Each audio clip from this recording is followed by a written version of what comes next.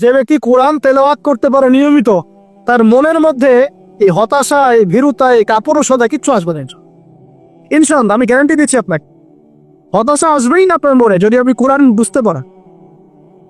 কোরআনের একটা আয়াত নিয়ে কোনো কোনো সময় দেখা যায় 2-3 ঘন্টা সময় পার হয়ে যাচ্ছে, আয়াতটা ছেড়ে সামনে যেতে পারছি। কোরআনের ভিতরে ঢুকলে আপনি দুনিয়ায় ভুলে যাবেন কি হচ্ছে আশপাশে। আমি আমার অনেক আলেমকে দেখেছি যে একটা বই, পাতলা একটা বই, আরবি বই নিয়ে পড়া শুরু করেছেন, যে ফজরের পরে জোহরের রক্ত হয়ে যাচ্ছে, বইটাই শেষ করতে পারেননি। বুঝতে পারবেন যখন আপনি ইলমের ভিতরে ঢুকে যাবেন, কোরআনের ভিতরে, হাদিসের ভিতরে, আপনার দুনিয়ার খেয়ালই নাই। একজন আলেম তিনি এক রাত্রে একটা বই লিখেছিলেন, চটি বই, এক রাত্রের মধ্যে। বলা হচ্ছে তার সম্পর্কে বলা হচ্ছে যে রাতের খাবার তাকে দেওয়া হয়েছে, যে আপনি এটা খেয়ে নেন, খাবারটা পাশেই আছে, খাবারটা পাশেই আছে, খাবারটা খাবো, এটা লিখে খাবারটা খাবো, এরকম তার চিন্তা ছিল। ফজর হয়ে গেছে, বই লিখাও শেষ, খাবার এই অবস্থায় পড়ে আছে, ডুবে গেছেন ভিতরে, খাওয়ার মাথায় তার খেয়াল নাই।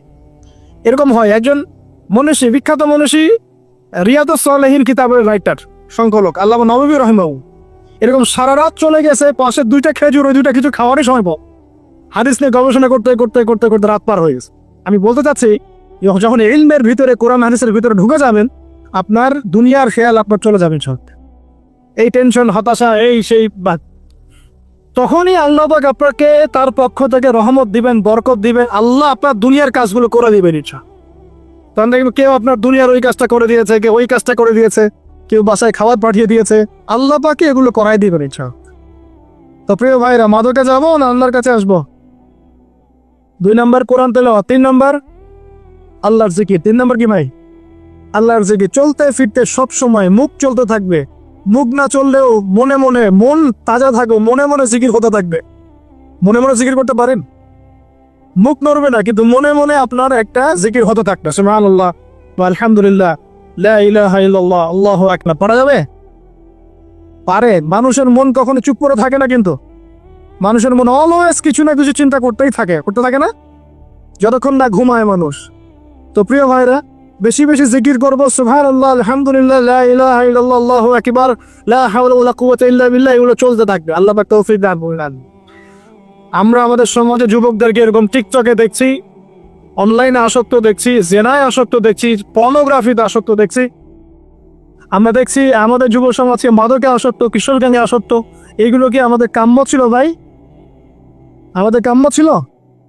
এই অবস্থায় কি যুব সমাজ আল্লাহ পাকের দিনের পতাকা হাতে নিয়ে আল্লাহর জমিনে দিন কায়েম করতে পারবে কিনা, একটু আমাকে উত্তর দেন দেখে। হোক এই অবস্থায় পারবে? অতএব অবস্থার উন্নতি করতে হবে কিনা, উন্নতির জন্য রাজি আছি কিনা ইনশাআল্লাহ?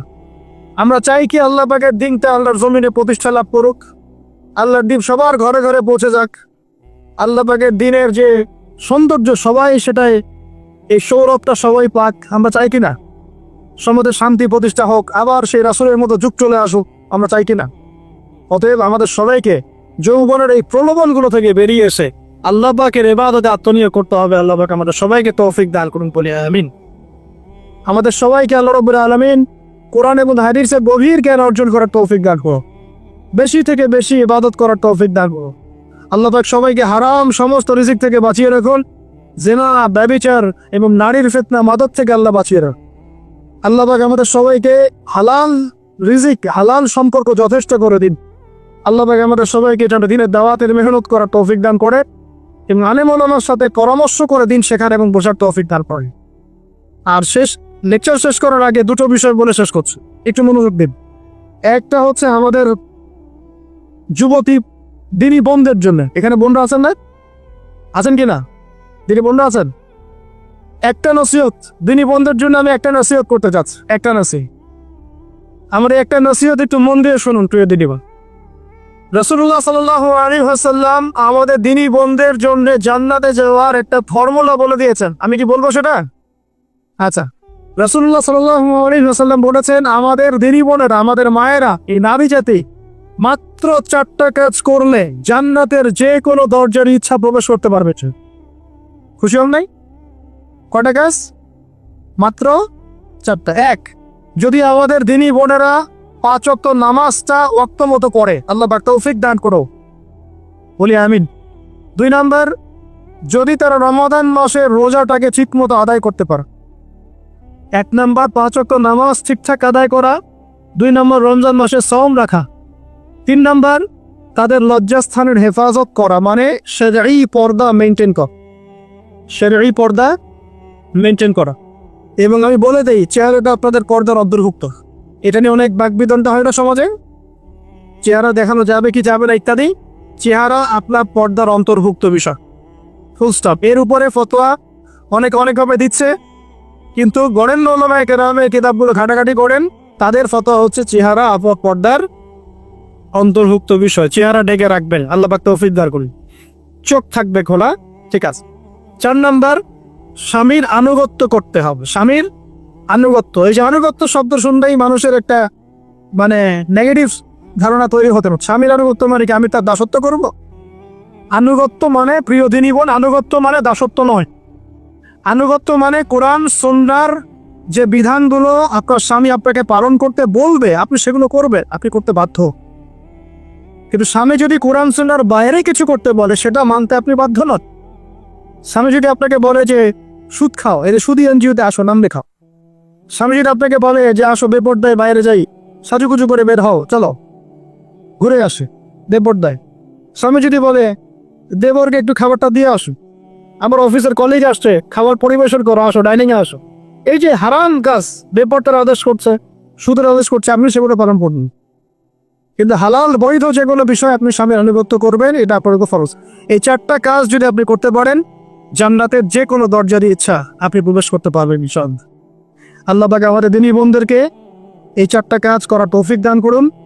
আমাদের সবাইকে আল্লাহ পাক জান্নাতের জন্য কবুল করুন, বলি আমিন। আরেকটা বিষয় বলতে যাচ্ছিলাম, সেটা হলো ওই যে প্রথমে বলেছি যে সূরা ইউসুফের সেই সমাধানটা বলবো কি না? আচ্ছা, সূরা ইউসুফটা ইনশাআল্লাহ আমি আরেকদিন পুরো সূরাটা সংক্ষিপ্ত করে আলোচনা করব ইনশাআল্লাহ। যদিও একটা লেকচারে সম্ভব হবে বলে মনে হচ্ছে না আমার কাছে, 2টা বা 3টা লেকচারে নিয়ে আসবো ইনশাআল্লাহ। তবে আজকে একটা চিস্ট খালি বলছি, ইউসুফ আলাইহিস সালামের জীবনটা খুবই ট্র্যাজেডিপূর্ণ। নবীর পরিবার থেকে ভাইদের শত্রুতায় ওই যে কূপে চলে গেলেন, কূপ থেকে চলে আসলেন মিশরের বাজারে, সেখান থেকে বিক্রি করে দেওয়া হলো তাকে, রাজা তাকে কিনে নিলেন, তারপরে সেখানে তিনি বড় হতে লাগলেন রাজপ্রাসাদে। তারপরে ওই যে রাজার কি স্ত্রী তাকে জেনার জন্য আহ্বান করেছিল, সেখান থেকে তিনি জেলখানায় চলে গেলেন, আবার জেলখানা থেকে আবার মিশরের খাদ্য মন্ত্রণালয়ের দায়িত্ব পেলেন, তারপরে তিনি মিশরের শাসকের দায়িত্ব পেয়ে গেছেন, তাই তো? আচ্ছা, এর মধ্যে একটা জায়গা খালি বলবো আজকে। টপিকটা কি দিবা তোমরা? টপিকটা হচ্ছে চলমান বৈশ্বিক অর্থনৈতিক সংকটে ইউসুফ আলাইহিস সালামের সমাধান। মনে থাকবে? চলমান এই বৈশ্বিক অর্থনৈতিক সংকটে ইউসুফ আলাইহিস সালামের সমাধান কিছু। ইউসুফ আলাইহিস সালাম জেলখানায়, কোথায় বলেন তো?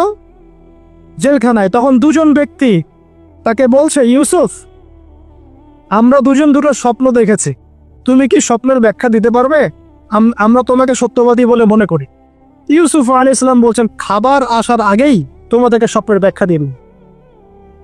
একজন বলছে, আমি দেখলাম আমার মাথায় রুটি রাখা আছে, আর পাখি এসে রুটির থেকে খেয়ে ফেলছে।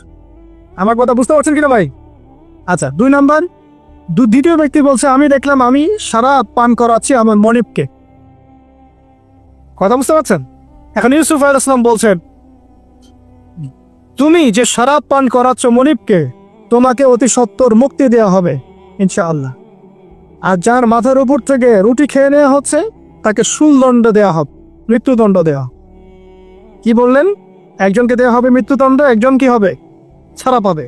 আর যাকে মনে হলো যে ছাড়া পাবে, ইউসুফ আলাইহিস সালাম বললেন, তুমি যখন ছাড়া পাবে, তোমার মনিবের কাছে, মালিকের কাছে আমার কথা বলো, আমার কথা আলোচনা করো। কিন্তু শয়তান তাকে ভুলিয়ে দিল, সে আর কথা বলতে পারবে। আরো কয়েক বছর চলে গেল, ইউসুফ আলাইহিস সালাম তখনও জেলেই আছে। একদিন এই রাজা স্বপ্ন দেখলেন। কি স্বপ্ন দেখলেন? যে 7টা পাতলা পাতলা গাভী, মোটা মোটা 7টা গাভীকে খেয়ে ফেলছে। 7টা কি গাভী? জীর্ণ শীর্ণ গাভী, 7টা মোটা তাজা গাভীকে খেয়ে ফেলছে। আর দেখলেন 7টা সবুজ শীষ শীষ বোঝেন কিনা? এ ধানের শীষ না বাহেন, সবুজ শীষ। আর দেখছেন এই যে শীষ মরে গেলে যেমন দেখায় না একটা রং, এরকম শেষ। এখন রাজা খুব চিন্তিত হয়ে পড়লেন যে আসলে এই স্বপ্নের কি ব্যাখ্যা। তিনি সবাইকে ডেকে বললেন, স্বপ্নের ব্যাখ্যা কি তোমরা জানো? তখন রাজ্য পরিষদের এই যে এমপি মন্ত্রী যারা আছে তারা বলছে, না এটা কি স্বপ্ন, আর দেখো আসলাম এটা একটা বাজে স্বপ্ন, উদ্ভট স্বপ্ন, আমরা এগুলার মানে জানি না। আমরা হলো তাই তো বলতাম নাকি ভাই? কিন্তু ওই ব্যক্তি স্মরণ হয়ে গেল যে ছাড়া পেয়েছে, আরে ইউসুফ তো স্বপ্নের ব্যাখ্যা দিতে পারে। দৌড়ে গেলেন তিনি জেলখানায়। ইউসুফ আইয়ুহা সিদ্দিক, হে সত্যবাদী নবী ইউসুফ, আমাকে কি এই স্বপ্নের ব্যাখ্যা বলতে পারবেন? 7টা জীর্ণ শীর্ণ গাভী, 7টা মোটাতে যে গাভী খেয়ে ফেলছে। ইউসুফ আলাইহিস সালাম এই স্বপ্ন শুনে বললেন, ইউসুফ আলাইহিস সালাম শুধু স্বপ্নের ব্যাখ্যাই দিলেন না, বরং এই স্বপ্ন যে সত্য এটা তিনি বিশ্বাসও করলেন। এই স্বপ্ন একটা সমস্যাকে নির্দেশ করছে এটাও বুঝে ফেললেন। এই সমস্যার সমাধানও তিনি দিয়ে দেন। বলেন সুবহানাল্লাহ। আমার কথা বলছেন, ইউসুফ আলাইহিস সালাম স্বপ্নের ব্যাখ্যা দিচ্ছেন না, বরং স্বপ্নটা যে সত্য তিনি মেনে নিচ্ছেন এবং এই স্বপ্নের ফলে একটা সামনে খারাপ সময় আসতে যাচ্ছে এটা তিনি বিশ্বাস করছেন এবং এর সমাধান তিনি জাতিকে দিচ্ছেন। ইউসুফ আলাইহিস সালাম বলছেন, তোমাদের সামনে 7 বছর দুর্ভিক্ষ হবে। কি হবে বলেন? 7 বছর। সারা বিশ্বের অর্থনৈতিক প্রেক্ষাপট একটু বিবেচনা করেন তো, যে আমরা একটা খারাপ সময় টিকে যাচ্ছি না আস্তে আস্তে, এবং নিরম একটা দুর্ভিক্ষ সারা ওয়ার্ল্ডে চলছে না? করোনার সময় ছিল, ওই সময় একটা সমস্যা ছিল, ইউক্রেন রাশিয়ার ইস্যু ছিল, আরো অনেক ইস্যু আছে, শুধু এগুলো ইস্যু না। অপচয় ইস্যু আছে, দুর্নীতি ইস্যু আছে, জুলুম আছে, তারপরে যে পারমাণবিক ক্ষেত্রগুলো আছে, বড় বড় পরাশক্তিতে চাপ আছে, অনেক ব্যাপার আছে, রিজার্ভ কমে যাওয়া, অনেক বিষয় আছে। সারা বিশ্ব একটা অর্থনৈতিক মন্দা দেখছে কিনা? ইউসুফ আলাইহিস সালাম বলেন, 7 বছর তোমাদের এখানে প্রচুর ফসল ফলবে। এটা 7টা সবুজ শীষ, প্রচুর ফসল ফলবে তোমাদের এই অঞ্চলের মধ্যে।